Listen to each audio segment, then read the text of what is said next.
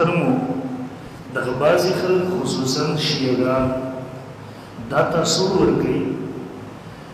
چې اهل بیتو سره موږ محبت ساتو او دغه سنیان اهل سنت والجماعت د اهل بیتو سره محبت نه بلکې نعوذ بالله بغض ساتي. محترمو زه د تفصیل نه مخکې به ستاسو ذهن کې دغه راولم چې یو څوک د رسول الله صلی الله علیه وسلم سره محبت ساتي دی یو ځان مسلمان ګڼي نو د اهل بیتو سره به خامخا لازمي طور د محبت ساتي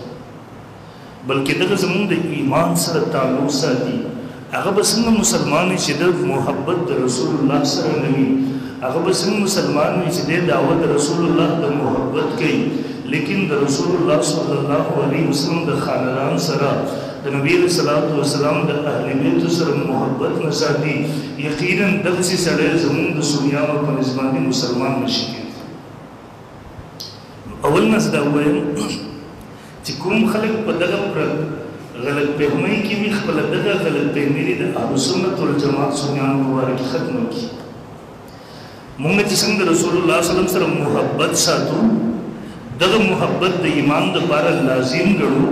همدغسې د اهل بیتو سره د رسول الله د کور والو سره د هغه د اهل بیتو سره د هغه د خاندان سره محبت لازم ګڼو، ضروري یې ګڼو، د ایمان جز یې ګڼو بلکې د ایمان بنیاد یې ګڼو. ها دا هم وایو چې د اهل بیتو محبت په کومو دماغو کې دی وي، په کوم زړه کې دی وي، په کوم سوچ کې دی وي، دغه سوچ دغه دماغ د سره زموږ په نسبت باندې مسلمان نشي کېدی.